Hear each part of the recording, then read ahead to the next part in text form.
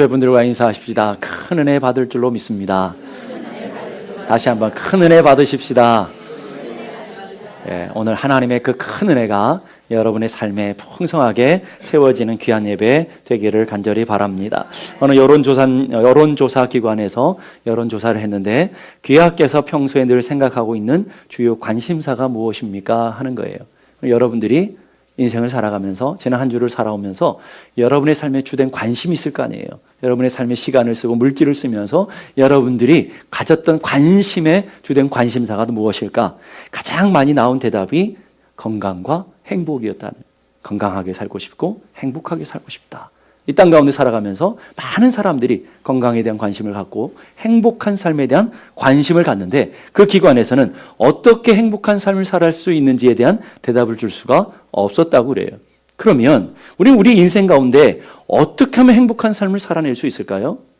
기차는 철로를 가야만 안전하죠. 기차가 다니는 길, 그걸 우린 철로라고 그러죠. 비행기는 아무데나 막 하늘을 날아다니는 것 같지만 안 그렇죠. 비행기도 다니는 항로가 있어요. 그 길을 가야 안전합니다. 배도 바다라고 다 함부로 가면 안 되죠. 배도 배가 다니는 수로가 있고요. 자동차도 자동차가 다니는 차로가 있고, 그러면 인간들도, 사람들도 어떻게 살아야 행복한가 하는 그 길이 있을 거 아니겠습니까? 그 길을 찾아가는 삶. 그래서 하나님께서 오늘 우리들에게 아주 친절하게 인생이 어떻게 하면 행복한지 그 길을 가르쳐 주고 계시다라는 것. 시편 1편 1절의 말씀 다 같이 보겠습니다. 시작. 복 있는 사람은 악인의 꾀를 따르지 아니하며 죄인의 길에 서지 아니하며 오만한 자의 자리에 앉지 아니하고. 복 있길 원한다면 죄인들과 어울리면 안 된다는 거예요.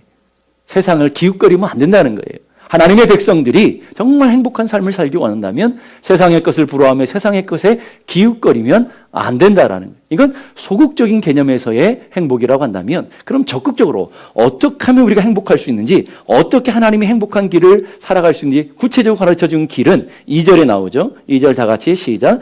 오직 여호와의 율법을 즐거워하여 그 율법을 주야로 묵상하는도다.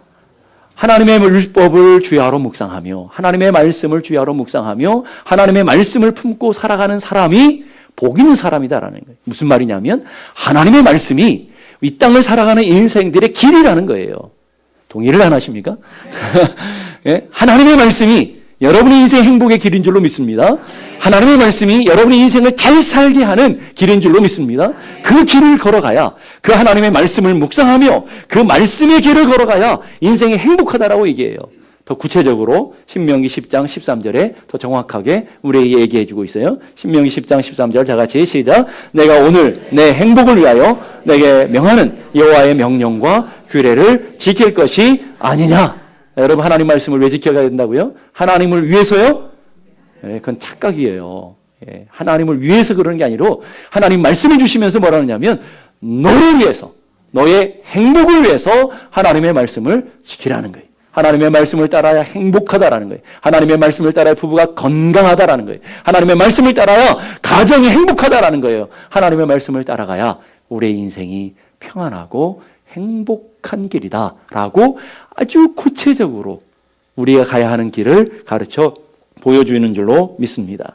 오늘 하나님 말씀을 따라 살아가는 길이 행복한 길인 줄로 믿습니다. 그래서 여호수아가 자신의 백성들, 사랑하는 백성들, 이제 가나안 땅에서도 어떻게 하면 행복한 삶, 복된 삶, 은혜로운 삶을 살아갈 수 있을까? 자신의 인생 전체를 다 경험하고 인생 전체를 걸고 주어지는 마지막 메시지, 마지막 유언적인 메시지라고 그랬어요. 마지막 메시지, 그 유언적인 메시지 23장, 24장이라는데 23장과 24장을 다 요약하면 딱 한 줄로 요약할 수 있어요. 하나님 잘 섬겨라. 하나님 말씀대로 살아라. 이렇게 정리할 수 있다고요. 6절 보십시다. 다 같이 시작. 그러므로 너희는 크게 힘써 모세의 율법책에 기록된 것을 다 지켜 행하라. 그것을 떠나 우로나 좌로나 치우치지 말라. 하나님의 말씀을 가르치고 하나님의 말씀을 전달하고 하나님의 말씀대로 살도록 하는 것이 우리 인생의 가장 큰 유산이다. 유산. 여러분 자녀들에게 돈 준다고 성공하는 게 아니라고 지난주에 말씀드렸죠. 우리 자녀들이 줄 수 있는 가장 큰 유산은 뭐라고요? 하나님 잘 믿도록 하는 믿음. 하나님의 말씀을 따라서 그 말씀의 길을 따라 살아가는 사람이 복 있는 사람이다라는 거예요. 그게 복이라는 거예요. 에이, 목사님, 그게 무슨 소리입니까? 여러분, 그런 분들이 계실지도 몰라, 여기에서. 예, 딱 들켰어요. 예, 그런데 한번 살아봤냐고요. 살아본 다음에 얘기해야 될 거 아니겠어요? 하나님의 말씀대로 살아보고 하나님의 진리가 믿음대로 살아본 다음에 그래도 행복하지 않는데요? 이렇게 얘기가 돼야 되죠. 살아보지도 않고 에이, 뭐 그런다고 행복하겠어요? 그런다고 인생이 복되겠어요? 그런다고 잘 되겠어요? 그런다고 가정이 행복하겠냐고 이렇게 따지고 있으면 어떻게 하겠냐라는 거예요. 살아본 다음에 얘기하자고요. 살아보고도 안 되거든. 저 찾아오세요. 제가 다 갚아드릴게. 예? 오늘 하나님께서 하시는 약속이잖아요. 이렇게 살면 너희 인생이 행복해. 이렇게 살면 너희 인생이 형통하게 될 거야. 범사가 형통할 거야. 라고 얘기한다라는 거예요. 그러려면 우리 삶의 기준이 분명해야 되죠. 기준이 분명한 삶을 살아야 되는데 그 기준을 뭘로 삼고 살아야 된다고요? 하나님의 말씀을 가지고 살아야 된다. 옛날에 밭갈이 할 때에 소로 밭을 갈았잖아요. 근데 초짜하고 오래된 숙련공들은 좀 달라요. 이게 초짜들은 뭐냐면 앞에 소궁뎅이만 이렇게 보면서 쫓아가요. 그러면 밭이 막 난리가 아니죠. 난리가 아니에요. 이 밭 간 건지 밭을 어지럽혀 놓은 건지 구별이 안 되죠. 그런데 진짜 오래 가는 사람들은, 진짜 전문가들은 어때요? 다 앞에 푯대를 두고 소를 그쪽으로 쫙 인도해가지고 얼마나 잘 해놓은지 몰라요. 잘 안 보셔서 잘 모르신가 보죠. 예. 그게 뭐냐면 표대 기준이 잘못되어 있기 때문에 그런 거예요. 소 궁뎅이만 보고 가면 갈지자로 갈 수밖에 없는 거라고요. 오늘 여러분의 인생도 마찬가지예요. 무엇을 표대로 무엇을 기준으로 삼고 살아가느냐에 따라서 여러분의 인생이 달라질 수 있다라는 거예요. 오늘 여호수아는 이렇게 말해요. 하나님의 말씀을 떠나서 우로나 좌로나 치우치지 말라. 치우치지 말라라는 히브리어는 정도에서 벗어나지 말라라는 거예요. 벗어난 것이 좌고 벗어난 것이 우예요. 말씀대로 살고 말씀의 기준을 가지고 사는 사람이 복 있는 사람이다 라고 얘기하는 거죠. 그래서 오늘 현대인의 성경에 보게 되면 이 좌로나 우로나 좌로나 치우치지 말라는 말씀을 이렇게 번역했어요. 조금 더 거기서 이탈하지 마십시오. 그 길에서 이탈하지 마십시오. 그 길이라는 말이에요. 또 공동번역 성경에서는 한눈 팔거나 곁길로 들어가지 마십시오. 곁길로 가지 마라. 한눈 팔지 마라. 여러분, 지난 한 주를 살아오면서 여러분의 삶의 표대가 무엇이었어요? 여러분의 삶의 기준이 무엇이었냐고요? 하나님의 말씀을 표대로 삼고 하나님의 말씀을 주야로 묵상하며 여러분의 마음 새겨서 날마다 그 말씀을 따라 살아가는 삶을 사신 줄로 믿습니다. 이럴 때 아니라도 아멘 하셔야 되는 거예요. 예? 예? 오늘 우리가 그렇게 살아야 되는데 여러분 어땠어요? 여기도 가서 어떻게 사나? 세상에서 무슨 재미있는 거 없나? 기웃거리고 세상에 뭐 잘나는 거 뭐 없나? 기웃하고 세상에서 뭐 즐거운 거 없나? 이렇게 기웃거리는 삶. 이게 우로 치우치고 좌로 치우치고 하나님을 떠나서 이리 왔다 저리 갔다. 그래서 꼭 술 취한 사람처럼, 술 취한 사람은 자기는 바로 간다고 그래요. 그렇죠? 저희 아버지 술 취할 때 보면 좀 똑바로 걸으세요. 그러면 똑바로 걷고 있다 그러는데 보면 어떻게 걸어요? 잘 모르세요? 해보셨으니까 아실 거 아니에요. 갈지자로 이렇게 갈지자로 걸어가잖아요. 근데 자기는 똑바로 걸는다는 생각해요. 이게 문제잖아요. 자기는 바른 줄 아는데 그 필경이 사망의 길이라고 그랬잖아요. 오늘 우리 삶에도 마찬가지예요. 나는 옳은 줄 알아요. 내 기준에 맞는 줄 알아. 근데 다른 사람들 보면 잘못된 길인데도 불구하고 내가 옳다라고 생각하고 있다라는 거예요. 그럼 왜 하나님의 말씀을 기준으로 삼고 표대로 삼고 살아가야 될까요? 그 하나님 말씀이 곧 하나님이시기 때문에 그래요. 요한복음 1장 1절 다 같이 보겠습니다. 시작. 태초에 말씀이 계시니라. 이 말씀이 하나님과 함께 계시니 이 말씀은 곧 하나님이시니라. 말씀이 뭐라고요? 하나님이시라는 거예요. 그래서 여러분들이 말씀을 붙들고 살아가는 것이 믿음의 삶이고 여러분이 하나님을 경험하고 하나님 앞에 착 달라붙은 삶. 너희들 하나님께 붙어있으라 그랬잖아요. 착 달라붙어 있는 삶이 뭘까요, 여러분?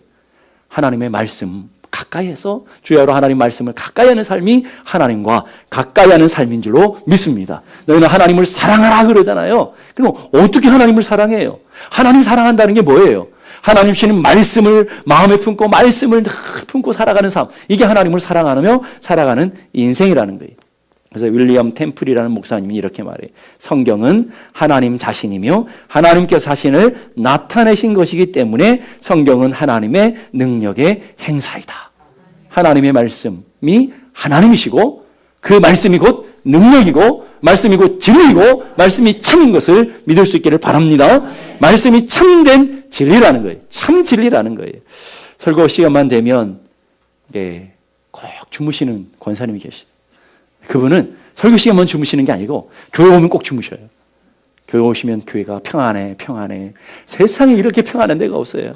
그래서 교회 예배 시작하게 되면 저는 주무시는 은사를 갖고 있는, 그래서 성경을 찾을 때 목사님 잠자는 은사가 어디 있어요? 한번 찾아주세요. 그런 그 은사가 아니고 그냥 표현으로 은사라고 한다는 거죠. 그런 은사를 갖고 계신 분이 계시는데 어느 날 목사님 막 설교하는데 거기 그것도 제일 앞에 앉으셔서 주무셔요. 맨 앞에 앉아서 주무시니까 목사님이 이 권사님이 좀 은혜를 받으셔야 되는데 어떡할까 막 그러다가 하나님의 말씀이 참된 진리이십니다. 하나님의 말씀이 참 진리입니다. 그랬더니 주무시던 권사님이 벌떡 깨가지고는 맞습니다. 하나님의 말씀이 참 진리입니다. 진리요. 이랬다는 거죠. 이해를 못 하시나 보죠? 옆에 분 하나 가르쳐 주세요. 하나님의 말씀은 진리는 게 아니고 진리입니다. 이렇게 가르쳐 주세요. 하나님의 말씀이 진리는 게 아니고 진리입니다. 그 옆에 분하고 인사하십시다. 시작. 거꾸로 얘기하신 분 계신 것 같아요. 하나님의 말씀은 진리가 아니고 진리입니다. 이렇게. 하나님의 말씀은 진리는 말씀이 아니고 참된 진리라는 것. 진리가 여러분의 삶에 되어야 될 줄로 믿습니다. 요즘 신앙 목사님들을 만나면 염려하는 것들이 뭐냐면 신앙생활하는 분들이 참 이제 어떻게 하면 좋을지 모르겠다 이런 얘기들을 많이 해요. 왜 그러냐면 교회도 문제고 성도들도 문제인데 신앙이 상향 평준화가 돼야 되는데 하향 평준화가 돼가고 있다는 거예요. 옛날은 목사님 같은 목사님들, 권사님 같은 권사님들, 장로님 같은 장로님들이 얼마나 많아요. 우리 교회처럼 얼마나 많았어요. 세 분만 아멘 하시네. 별로 인정 안 하시네. 근데 요즘은 장로님 같은 장로님을 찾기가 어렵다는 말이에요. 권사님 같은 권사님을 찾기가 어렵다라는 거예요. 왜 그런가 봤더니 남들도 다 그러던데 저 사람들도 그러는데 저 목사님도 그러는데 장로님도 그러는데 나쯤이야 그러면서 아예 기준을 하나님의 말씀을 두고 살아야 되는데 사람에게 두고 산다라는 거예요, 여러분. 그래서 다 남들도 다 그러는데 목사도 그러고 장로도 그러고 권사들도 그러는데 나야 이 정도 살아야 괜찮겠지. 그리고 수준이 점점점 내려오더라는 거예요. 큰 교회도 저렇게 하는데 우리 정도 조그만한 교회가 기준이 교회가 되어서 점점 내려가더라는 거예요. 평준화가 돼도 상향 평준화가 돼야 되는데 하향 평준화가 되더라는 거예요. 여러분 잘 생각해 보세요. 오늘 여러분들이 표준을 삼고 살아가는 그 권사, 장로, 목사님 계셔요. 그러면 그분이 지옥 간다고 여러분 지옥 갈 거예요? 그분 망한다고 여러분 같이 망할 거예요? 그 교회가 망한다고, 그 교회가 어려움이 있다고 여러분도 같이 망할 거냐고요? 그러지 않을까 하면 여러분의 표대를 잘못 잡으신 거죠. 여러분 교회도 사람 보면서 다니면 안 되잖아요. 그 사람 그러든지 말든지 나는 하나님의 말씀 따라서 나는 내게 갈 길 간다. 하나님의 나는 진리만을 붙들고 간다. 이래야 되는 거 아니겠습니까? 그 교회가 그러든지 말든지 그건 니들 책임이고 우리 교회는 하나님의 진리를 따라서 하나님의 은혜를 따라서 나는 내 갈 길 간다. 이렇게 걸어가야 되는 것. 이게 하나님을 믿는 사람들의 마땅한 모습이라는 거예요. 근데 교회 오면 사람들 때문에 시험 들고 또 교회 때문에 시험 들고 매스컴에 나오는 교회들 때문에 시험 들고 그러면서 이 땅에 교회들이 이러냐. 여러분 그거 우리 삶의 표대가 아니라는 거예요. 우리의 표대는 오직 진리 되시는 하나님 말씀만 보면서 하나님 말씀 붙들고 나가는 믿음의 사람들이 다 되어야 될 줄로 믿습니다. 얼마 전에 돌아가신 목사님들의 목회자라고 불렸던 유명한 목사님 계셔요. 유진 피터슨이라는 분. 여러분 메시지 성경을 들어보셨죠? 메시지 성경을 번역하신 분이신데 그분의 쓴 책에 보면 이런 얘기가 나와요. 오늘 이 시대 그리스도인이 가장 심각한 문제가 있는데 그 가장 심각한 문제가 뭐냐면 이중 기준을 갖고 살아가더라. 더블 스탠다드를 갖고 있다는 말이에요. 그 무슨 말인고 했더니 교회에서는 한없이 좋은 사람, 거룩한 사람, 믿음 좋은 사람, 기도 많이 하는 사람, 은혜가 충만한 사람, 여러분들 같은 사람이에요. 가정에 가니까 마귀 할 몸으로 바뀌다라는 말이죠. 아니 교회에서 봤던 그 권사님이 아니신 거야. 가정에 갔더니 교회 가서 그 하나님 앞에 예배드렸던 그 집사님이 아니셨다는 말이에요. 다른 분이에요. 전혀 다른 분.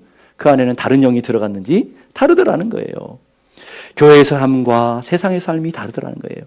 교회의 삶과 직장의 삶이 다르더라는 거예요. 교회의 삶과 가정의 삶이 어떻게 해야 돼요? 같아야 돼요? 달라야 돼요?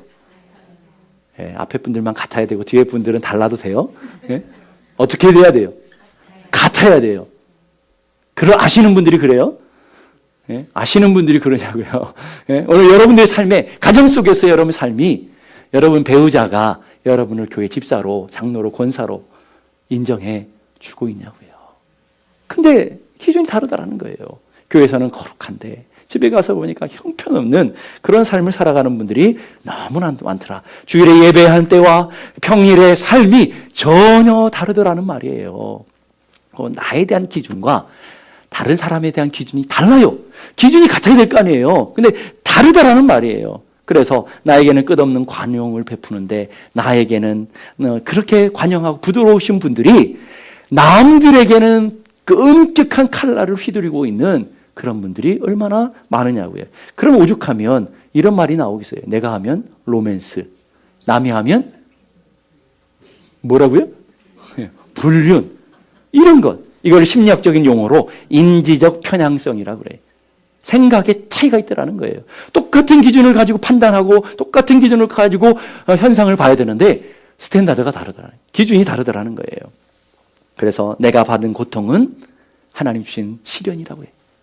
나는 이 시련을 잘 통과해야 돼. 그런데 남들이 당하는 고통을 보면서는 뭘 저렇게 잘못했길래 저렇게 벌 받나, 이렇게 한다는 말이에요. 아니, 교회 사람들이 그런다니까요. 세상에 있는 사람들이 그런 게 아니고 세상 사람들은 몰라요. 그러니까 교회 된 사람들은 내가 당하는 고통은 하나님 주신 시련이고 연단이라고 생각하고, 남들이 당하는 고통은 무슨 죄를 지어서 저렇게, 과거에 무슨 잘못을 지어서 저렇게 벌을 받나, 이렇게 한다. 내가 지각하면 다 이해할 불가피한 일이 있어서 그래, 이렇게 얘기해. 남이 지각하면 저 사람의 시간관념이 저렇게 없나. 잘 모르시나 보네요. 죄송합니다. 내가 천천히 운전하면 어떻게 해요? 안전운전한다고 그러죠? 그 남들이 천천히 운전하면 막 빵빵대고 뭐예요? 아유, 저렇게 운전을 못해. 그러고 어떻게 소심해서 어떻게 운전하고 다녀? 이런단 말이에요. 내가 화나면 예수님처럼 거룩한 분노라고 생각해.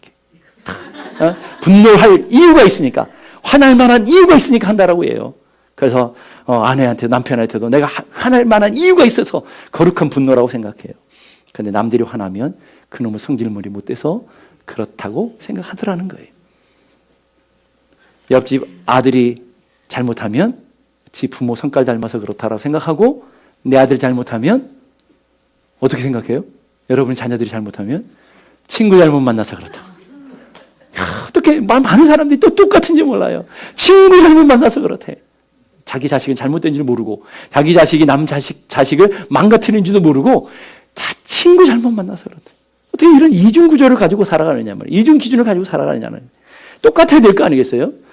기분이 좋든지 그렇지 않든지, 감정이 상하든지 말든지 상황에 따라서, 이익에 따라 변하지 말아야 되고, 언제나 한결같은 기준을 가지고 살아야 되죠. 그래서 보니까 그 이유가 뭔가 찾아봤더니 그 기준이 나더라고요. 내가 기분 좋으면 다 좋아. 예? 화내는 사람도 귀여워. 내가 기분 나쁘면 웃는 사람도 재수 없어. 이게 문제라는 거예요, 여러분. 내가 기준이야, 내가 기분 좋으면 다 좋아. 내가 기분 나쁘면 다 시험거리야. 이게 문제 아니겠습니까? 내가 기준을 삼고 살아가니까 문제가 되는 거죠. 기준이 하나님의 말씀이야. 보세요. 내가 기분 나빠도 무슨 뜻이 있겠지. 오늘 하나님 말씀 앞에서 내가 서로 사랑하라고 그랬는데 내가 사랑해야지. 배우자가 잘못해도 저 사람 무슨 상황이 되겠지. 하나님께서 이해하고 용서하라는데 내가 그래야지. 하나님의 말씀을 기준으로 삼고 살아가는 사람은 상황이나 이익이나 어떤 감정이나 기분에 좌우되지 아니하고 하나님의 말씀을 따라 살아가는 그런 사람들이야 될 줄로 믿습니다. 여러분 그러고 계신 줄로 믿습니다. 장로교 신조 1조에 보게 되면 신구약 성경은 하나님의 말씀이며 신앙과 행위에 대하여 정확무한 유일의 법칙이다. 신조를 만들면서 1번이 뭐냐면 바로 그거예요. 하나님의 말씀, 이 성경 말씀은 하나님의 말씀이다 라고 얘기하고, 이 성경 말씀은 우리의 신앙과 행위의 정확무한 유일 한 가지 법칙이다. 여러분 신앙생활을 하는 법칙만 아니고 여러분의 삶의 법칙도 되더라는 거예요. 그래서 여러분 말씀대로만 살면 무슨 문제가 되겠어요? 문제는 말씀대로 안 사니까 문제가 되는 거죠. 왜 말씀대로 못 사는 걸까요? 자기 이익 때문에, 자기 생각 때문에 그러고 있더라는 거예요. 그래서 화이트 헤드라고 하는 신학자가 이런 얘기를 해요. 성경은 인간 나그네의 우리 나그네 같은 우리들의 안내서요, 순례자의 지팡이 되며 조종사의 나침판이며 십자가 군병의 무기이며 크리스천의 생활 현장이고, 아멘 안 하기로 작정하고 오셨어요? 네. 그게 성경 말씀이라니까요. 하나님의 말씀은 우리의 무기가 되며 우리 안내서가 되고 우리 지팡이 되어지고, 성경 말씀은 천국을 회복시켜주고 천국 문을 열어주고 지옥 문을 닫아주며, 성경은 문화의 광산이며 영광의 파라다이스고 환희 우리 기쁨의 강물줄기이며, 성경으로 머리를 채우고 성경으로 마음을 지배하게 하고 성경으로 내 행동을 이끌도록 해라. 이게 오늘 우리가 하나님의 말씀을 가지고 살아가는 사람들의 모습이야 된다라는. 여러분, 한국에는 경마장들이 굉장히 많죠. 경마장이 문제가 돼서 가정이 파탄되는 가정들 얼마나 많은데, 경마장에 보면 말들의 특징이 있어요. 말들의 특징 보면 눈 가리개가 있어요. 아셔요? 경마장의 말들에게 눈 가리개가 되어 있어요. 제가 하도 신기해가지고 왜 경마하는 말이 눈 가리개를 했을까? 잘 안 보이게. 근데 왜 그게 의미가 있더라니까요. 제가 찾아봤어요. 그랬더니 말들은 이 시야가 넓어져가지고, 양쪽에 눈이 있어 시야가 넓어져서 이 눈 가리기를 안 하면 달릴 수가 없대요. 무서워요. 두려워서 달릴 수가 없고, 그래서 이 시선이 분산되어서 산만해져서 경주를 할 수 없대요. 그래서 이것을 적당히 가려줘야 된다는, 오직 표대만을 향해서, 목표물을 향해서 달려갈 수 있도록 적당히 가려줘야 경주할 수 있는 경마가 될 수 있다는. 오늘 우리도 마찬가지죠. 우리의 믿음의 표대가 있어요. 근데 여러분의 눈이 세상을 향해서 너무 활짝 열려요. 재밌는 것도 많고 즐거운 것도 많고 놀 것도 많고 누릴 것도 많고 먹을 것도 많고 얼마나 많은지 몰라요. 그래서 여기도 가고 싶고 저기도 가고 싶고 세상의 것들에 막 눈이 팔려가지고 우리가 가야 될 목표를 잊어버려. 경주마의 경마가 눈을 가려야 되는 것처럼, 오늘 여러분 세상의 것들에 좀 눈을 가리고 우리가 믿음의 표대를 해서 달려가야 믿음의 선한 싸움을 달려갈 줄로 믿습니다. 그래서 이렇게 말하는 거예요. 우로나 좌우로나 치우치지 말라. 오직 믿음의 표대, 믿음의 주에 온전케 하시는 예수 바라보며 달려가는 믿음의 사람들이 될 수 있기를 주님의 이름으로 축복합니다. 그럼 기준을 정했으면 기준 정하고 끝나버리면 안 되죠. 어떻게 해야 돼요? 지키고 행해서 그 기준을 따라 살아가는 사람들이 돼야 되는 거예요. 6절의 말씀, 그러므로 너희는 크게 힘써 모세의 율법책에 기록된 것을 다 지켜 행하라. 그것을 떠나 우로나 좌로나 치우치지 말라. 오늘 하나님의 말씀을 어떻게 지켜야 되는지 중요한 세 단어를 얘기하고 있어요. 크게, 힘써, 다. 이게 하나님 말씀 앞에서의 모습이라는 거예요. 여러분, 하나님의 말씀을 크게 생각해야 돼요. 하나님의 말씀을 힘써 지켜야 돼요. 하나님의 말씀을 여러분 다 지켜야 돼요. 이게 하나님 말씀 앞에서의 모습이에요. 이동원 목사님을 여러분 아시죠? 유명한 목사님이시니까 그 목사님 책을 보게 되면 이런 얘기가 있어요. 현대 기독교인들에게 두 가지의 큰 비극이 있더라는 거예요. 첫째는 하나님의 말씀에 대한 너무나 무지하더라. 오늘 현대인들이 살아가는데 하나님 말씀에서 왜 이렇게 무지한지 모르겠다 하는 얘기를 하시고, 두 번째는 뭐냐면 하나님의 말씀을 알아도 그 말씀을 붙들고 살아가는 사람이 정말 없다. 하나님 말씀을 알기는 귀는 커져 머리는 커졌는데 하나님의 말씀을 가지고 살아가는 사람을 그렇게 만나기가 쉽지 않더라. 이게 크게 더 큰 비극이더라 라고 얘기하고 있어요. 자, 그러면 우리는 어떻게 해야 돼요? 하나님의 말씀을 크게 생각해야죠. 오늘 여러분의 마음속에 하나님의 말씀이 얼마나 크든가요? 없으신가요? 하나님의 말씀이 담겨져 있는 말씀이 없어요. 그래서 어떻게 살아갈지를 몰라요. 하나님의 말씀이 크다는 것은 뭐예요? 하나님을 경외하다는 말이 무겁다는 말이잖아요. 여러분의 마음속에 하나님 말씀이 커져서 하나님을 경외하는 자가 돼요. 하나님을 두려워하는 자가 되어지고 하나님의 말씀이 무거운 자가 되어지는 그런 사람들이 되어야 될 줄로 믿습니다. 두 번째는 어떻게 하라고요? 힘써서 하라는 거예요. 우리는 어때요? 그냥 되면 되고 말면 말고 적당히 그렇게 살다가 이렇게 살다가 이런 들렀다 하리 저런 들렀다 하리 이러면서 우리는 얼마나 적당히 대충 살아가냐라는 거예요. 여러분, 하나님 앞에서 여러분의 모습은 어때요? 온몸 다해, 온 마음을 다해서, 목숨을 다해서, 정성을 다해서 여러분들이 그 하나님 말씀을 사랑하고 그 말씀을 지키기를 몸부림치며 그렇게 살아오셨나요? 내가 좀 손해가 되고 내가 아프고 내가 희생이 되고 내가 좀 힘든 상황이라 할지라도 내가 그 말씀 지키기 위해서 그 말씀대로 살아가기 위해서 힘써서 그렇게 한 주를 살아오셨냐라는 거예요. 여러분, 지난 한 주 동안에 힘써 하신 일이 뭐예요? 여러분, 지난 한 주 동안을 살아오면서 힘써서 여러분이 진짜 힘써서 밥 먹고 하신 일이 뭐예요? 뭐 한 일이에요? 화장실 간 일이요? 그래서 화장실에서만 힘쓰셨어요? 여러분 힘써서 하신 일이 뭐냐고요? 시카고에 사는 한 장로님 이야기예요. 실제 이야기인데 그분은 사업을 크게 하시는데 그분은 사극을 굉장히 좋아하시죠. 사극 아시죠? 드라마 사극. 다른 날은 못 보는데 꼭 토요일 날 시간이 여유가 있으시니까 사극을 몰아서 보시는 분이셨대요. 근데 어느 날 토요일인데 사극을 보다 보니까 주일 새벽 4시까지 돼버리시. 교회를 아무 생각 없이 교회를 갔는데 그날 대표 기도시. 장로님이 대표 기도인지도 모르시고 밤새도록 사극을 봐버리셨어요. 그래서 기도해야 된다니까 장로님 어떡하겠어요? 강단에 올라가서 기도하는데 아무 생각이 없이 사극 생각만 나는 거예요. 그래서 기도해서 첫 입을 뗐는데 하나님 아버지 성은이 만극하옵나이다. 이렇게 예배 드리다 말고 기도하다 말고 난리들이 난 거 아니겠어요? 아니 세상에 장로님이 기도하는데 하나님 성은이 만극하옵나이다 이래버리면 어떡하겠어요? 난리가 나요. 이거 수습해야 되는데 수습이 불가능하더래요. 그래서 주여 통촉하여 주옵소서. 주여 통촉하여 주옵소서. 자기가 뭐 하는지도 모르시는 거예요. 강단에 올라가서 지금 얼굴이 울긋불긋 이제 막 긴장하시고 그러니까 지금 뭘 하시는지 몰라요. 주여 통촉하여 주옵소서. 그 말에 졸던 어떤 집사님이 벌떡 일어나고 같이 주여 통촉하여 주옵소서 이랬다는 거예요. 실제 얘기래요. 여러분 얼마나 이게 그런 일이겠어요. 그래서 장로님이 집에 돌아갔는데 자기가 봐도 자기가 한심스럽더래요. 아니 장로라는 사람이 대표리는 줄도 모르고 장로라는 사람이 기도도 준비 안 하고 사극만 좋아하다가 가서 그 난리를 피우고 그 교회에 그 일들을 벌여놨으니 내가 어떻게 자녀들을 보며 어떻게 교회를 가며 어떻게 성도들을 보며 이를 어떡합니까? 하나님 내가 어쩌다가 이렇게까지 되었습니까? 그리고 그 밤에 통에 자복하면서 하나님 앞에 회개돼요. 그리고는 교회를 잘 섬기는 훌륭한 장로님이 되셨다는 옛날 이야기가 있더래요.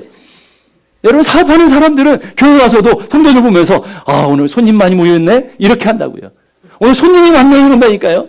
사업에 늘 빠져 살아가니까 성도로 구별하지 못하고 손님으로 구별하는 그런 사람들도 있더라는 거예요. 여러분 뭐에 힘쓰며 살았냐고요. 지난 한 주 동안에 여러분 하나님께서 시간을 주시고 영적인 에너지 주시고 여러분의 많은 은혜를 주셨는데 한 주간을 뭐를 힘쓰며 살다가 여기 오셨냐고요. 그래서 예수님은 요한복음 6장에 보니까 이렇게 말해요. 썩는 양식 위해서 일하지 말고 영생하는 양식 위해 살아가라. 썩는 양식. 여러분 무엇을 먹을까 무엇을 입을까 무엇을 마실까 다 썩는 이 땅에서 아무리 많이 가지고 아무리 많이 누려도 다 두고 가는 썩는 양식 아닙니까? 그런데 영생하는 양식이 있다. 하늘의 양식이 있다. 하늘의 은혜가 있다라는 거예요. 하나님의 말씀이 있고 하늘의 은혜가 있다라는 거예요. 그 은혜를 붙들고 그 위에 살아가는 하나님의 자녀들이 되라고 주님이 말씀하시는 거예요. 자, 옆에 분하고 인사하십시다. 썩는 양식 위에 일하지 말고 영생하는 양식 위에서 일하십시다.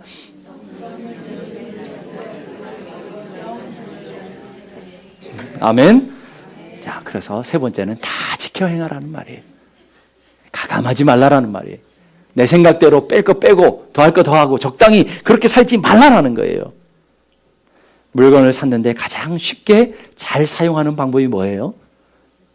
물건 안에 들어있는 사용설명서. 사용설명 매뉴얼북을 따라서 해야 되죠. 그런데 자기 잘난 맛이 사는 사람들은요 꼭 매뉴얼북 안 봐요. 그래서 이래 맞춰 저래 맞춰 보다가 에이 하고 이거 문제가 있는 거네 하고 갖다 반품하죠. 꼭 그런 분들이 계셔요. 여러분 매뉴얼북대로 사용해야 돼. 매뉴얼북대로 조립해야 돼. 그게 가장 쉬운 길이에요. 순서가 정확하게 나와 있잖아요. 먹고 그 다음에 뭐 하면 우리처럼 문외한인 사람들도 다 맞춰요. 이게 매뉴얼북이라고요. 그런데 매뉴얼북 따라가 하지 않다가 망가져서 버리는 사람도 얼마나 많습니까? 우리의 인생에도 하나님이 매뉴얼북을 주셨어요. 여러분의 인생에 사용설명서를 주셨다고요. 어떻게 하면 복 있는 인생이 될지, 어떻게 하면 잘 될지, 어떻게 하면 은혜로운 삶을 살아갈지 인생에 주신 매뉴얼북이 뭐예요? 하나님의 말씀인 줄로 믿습니다. 그러시는 분들이 성경을 안 읽어요? 참 신기하고 놀라운 비밀스러운 일이죠. 그것도 우리에게 주신 하나님의 말씀, 우리 인생의 매뉴얼북이라고요. 그 매뉴얼북을 따라가야 인생이 복 있는 인생이 될 수 있다니까요. 열왕기상 2장 3절 다 같이 시작. 내 하나님 여호와의 명을 지켜 그 길로 행하여 그 법률과 계명과 율례와 증거를 모세의 율법에 기록된 대로 지키라. 그리하면 내가 물은 무엇을 하든지 어디로 가든지 형통할지라. 형통하길 원하세요? 잘 되길 원하세요? 뭘 하든지 어디 가든지 복 있는 인생 되길 원하세요? 원하기만 하면 뭐예요? 그 앞에 전제가 뭐예요? 모세의 율법에 기록된 대로 하나님의 말씀대로 여러분의 생각으로 판단해버리고 여러분의 삶의 기준으로 버리고 적당히 그렇게 말고 하나님의 말씀대로 한번 살아보시라니까요. 하나님 말씀대로 한번 가보셔요. 가감하지 말라라는 거예요. 여러분 생각으로 판단해서 좋은 말씀만 이렇게 받지 말고 힘들고 어려워도 받으라는 말이에요. 여러분 성경을 보게 되면 여러분 성경에 막 줄쳐 있을 거예요. 대부분 줄쳐 있는 말씀이 복이 있다, 잘 될 것이다, 형통할 것이다, 이러면 위로가 된다, 이러면 위로할 것이다, 뭐 강을 건너도 물을 건너도 너와 함께 할 것이다. 뭐 이런 데는 막 색깔을 막 3번, 4번 막 칠해져 있어. 예? 형광펜으로, 볼펜으로, 예? 그래가지고 읽히지도 않아. 근데 진짜 우리가 들어야 될 하나님의 말씀대로 살아가야 될 말씀들은 우리가 어떻게 하고 있냐라는 거예요. 신명기 12장 32절 다 같이 시작. 내가 너희에게 명령하는 이 모든 말을 너희는 지켜 행하고 그것을 가감하지 말라. 가감이 뭐예요? 더하고 빼지 말라라는 말이에요. 하나님 말씀 그대로를 지키라는 거예요. 하나님 말씀대로 살아갈 때 복 있는 하나님의 백성이 될 줄로 믿습니다. 내가 보게 되면 예수님이 제자들을 부르시는 장면이 나오죠. 예수님이 베드로를 찾아가요. 언제 찾아가요? 새벽 미명에 베드로를 찾아가시죠. 근데 그 새벽 미명은 어떤 시간입니까? 베드로와 그 형제들이 밤이 맞도록 수고하고 애쓰고 금을 내리고 그런데 불구하고 고기를 한 마리도 잡지 못한 실패의 아침이잖아요. 낙심과 절망의 아침이잖아요. 그런 베드로에게 예수님이 찾아가서 뭐라고 그래요? 깊은 데로 가서 그물을 던지라. 이게 말이 되는 게 아니에요, 여러분. 이게 말이니까 말이지 말이 안 되니까. 예수님은 목 쓰셨거든요. 한 번도 바닷가에서 낚시를 해본 적이 없다고요. 근데 베드로는 뭐예요? 베드로는 뭐냐고요? 어부잖아요. 그러면 어부말이 오라요? 목수말이 뭐라요? 어부말이 맞죠. 베드로 보면 한심하겠죠. 아니 목수가 어떻게 바다에 고기 잡는 일을 안다고? 내가 해봤거든요. 내가 이 관리를 잘 알거든요. 내가 어떻게 하는지 고기 하는지 잘 알거든요. 얼마든지 그럴 수 있다고요. 자기의 경험으로, 자기의 노하우로, 자기의 지식으로 얼마든지 예수님 말씀을 거부하고 내가 다 피곤하니까, 다 힘들고 지치니까 나 안 해. 그럴 수 있다고요. 베드로가 어떻게 했어요? 말씀에 의지하여. 이게 중요해요, 여러분. 그물을 던지는 게 중요한 게 아니고 주님의 말씀에 의지하여. 내가 밤이 맞도록 수고해서 얻은 건 없지만 내 경험, 내 지식, 내 능력, 내 힘으로 어떤 걸 해도 아무것도 못 얻었지만 그러나 주님이 말씀하시면 말씀에 의지해서 그물을 내리겠습니다. 어떻게 됐어요, 여러분? 말씀대로 된 줄로 믿습니다. 말씀대로 되었다고요. 여러분 지식으로 이해 못한다고 안 하는 것이 아니고 이해하지 못해도 말씀하시면 가야 될 줄로 믿습니다. 그러기에 토 달지 말고 말씀대로 하자라는 거예요. 제발 토 좀 달지 말자고요. 해보지도 않았고 살아보지도 않았고 우리가 어떻게 토를 달아요. 해보자고요. 해본 다음에 얘기하자고요. 토 달지 말자고요. 잔머리 좀 굴리지 말자고요. 우리 머리 얼마나 잔머리들이 많이 굴리는지 그러니까 잔머리들만 나오잖아요.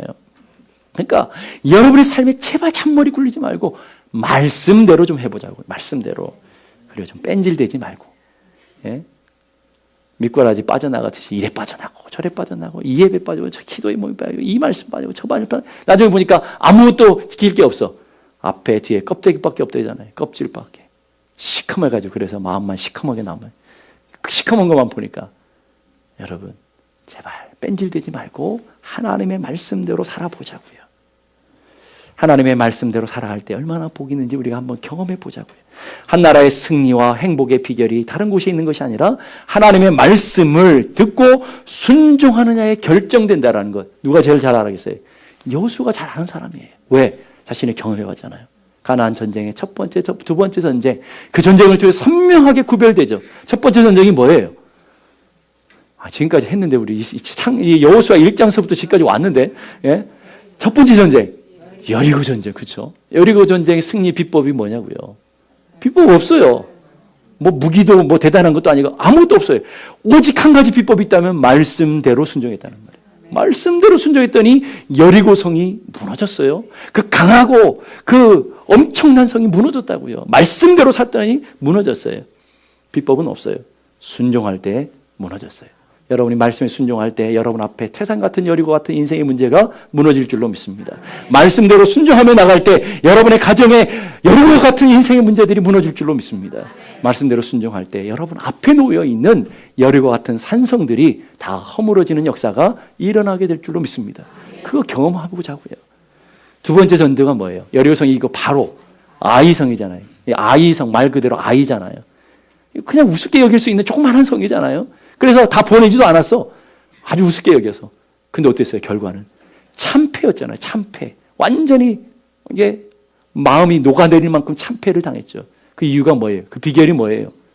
다른 이유 없어요. 똑같았는데 말씀에 불순종했기 때문에 그래요. 아간 한 사람이에요. 한 사람이 말씀에 불순종했더니 한 나라가 무너지게 되는 일들이 벌어져요. 그 일들을 경험했죠. 그걸 가르쳐 주는 거예요. 너희들이 말씀에 순종해야 된다. 너 인생에 말씀대로 살아야 된다. 이렇게 가르쳐 주면서 거기에는 용기와 결단이 필요하다. 그렇기 때문에 용기와 결단이 필요해요. 말씀대로 여러분 여리고성을 돌라 그러면 미친 거죠. 전쟁해야지. 여리고성을 여러분 믿음 좋아서 그러는데 믿음의 누님이 아닌 그냥 정상적인 이성으로 한번 생각해 보세요. 그 화살 맞아서 죽죠. 그 왜 그거 돌아요? 돌면 죽지. 그런데 말씀대로 돌잖아요. 말씀대로. 그러기 위해서는 뭐가 필요해요? 용기가 필요하고 믿음이 필요하고 결단이 필요한 거예요. 그래서 결단하라고 얘기하는 거죠. 여호수아 1장 7절. 가나안 전쟁을 시작하는 여호수아에게 결단하기를 촉구하죠. 다 같이 읽어보십시다. 시작. 오직 강하고 극히 담대하여 나의 종 모세가 내게 명령한 그 율법을 다 지켜 행하고 우로나 좌로나 치우치지 말라. 그리하면 어디로 가든지 형통하리라. 너희들 어디로 가면 형통하겠는데 그러면 어떻게 하라고요? 하나님 말씀을 지킬 때 그렇게 할 것이다. 그런데 문제는 그 말씀 지키기가 쉬워요, 어려워요? 어렵다. 그래서 제일 앞에 있는 게 마음을 강하고 담대하라. 부부싸움만 할 때 강하고 담대할 게 아니고 그 강하고 담대함은 어디에 있다는 거예요? 강하고 담대함은 하나님의 말씀을 지키는데 하나님의 말씀을 붙들고 살아가는데 강하고 담대하라라고 얘기하는 거예요. 인도에서 오랫동안 사역했던 스탠리 존스 선교사님이 계십니다. 청년들을 모아놓고 하나님의 말씀을 계속 가르치는데 어느 한 청년이 차서 이렇게 붙들어요. 선생님, 이렇게 선생님을 붙든다고 돈이 생깁니까? 밥이 생깁니까? 직장이 생깁니까? 어디서 많이 들어본 얘기 안 같아요? 오늘 여러분 배우자들이 교회 가면 야 교회 가면 밥 생기냐? 국 생기냐? 뭐 직장이 생기냐? 막 그래서 뭐 기도하러 가면 그거 생기냐? 뭐 이러잖아요. 그랬대요. 그래서 스탠리 존스 목사님이 그런 얘기했대요. 한 가지 분명히 약속할 수 있다. 한 가지 분명한 약속은 만약 자네가 말씀을 붙들고 산다면 그때부터 그 말씀이 자네 인생을 붙들어 줄 거야. 이 얼마나 놀라운 말씀이에요. 근데 오늘 우리 인생을 한번 잘 봐요. 우리가 처음에 우리의 의지와 우리의 결단으로 하나님 말씀 지키고 붙들고 살아가는 줄 알아요. 그런데요, 신앙생활을 오래 해서 우리 삶을 돌이켜보면 이상한 현상이 있어요. 처음에는 내가 말씀을 지키고 내가 말씀을 따라 살아가는 것 같은데 나중에 돌이켜보면 그 말씀이 나를 지켰고 그 말씀이 내 가정을 지켰고 그 말씀이 내 자녀들을 지켰고 그 말씀이 내 삶을 붙들어주고 있다는 것을 우리가 그때 깨닫는다니까요. 이상한 현상이라니까. 처음은 내가 하나님의 말씀을 지키며 살아가는 것 같은데 나중에 한참 가서 돌이켜보면 그게 아니고 말씀이 나를 지켰어요. 말씀이 내 가정을 지켰고 말씀이 내 자녀들을 붙들어서 여기까지 이르게 하셨다는 그런 위대한 능력들이 말씀에 있더라는 거예요. 그렇기 때문에 강하고 담대하십시오. 말씀을 붙들고 좌로나 우로나 치우치지 마시고 담대하게 남은 올 한 해도 말씀 의지해서 나가는 저와 여러분 되기를 주님의 이름으로 축복합니다. 다 같이 일어나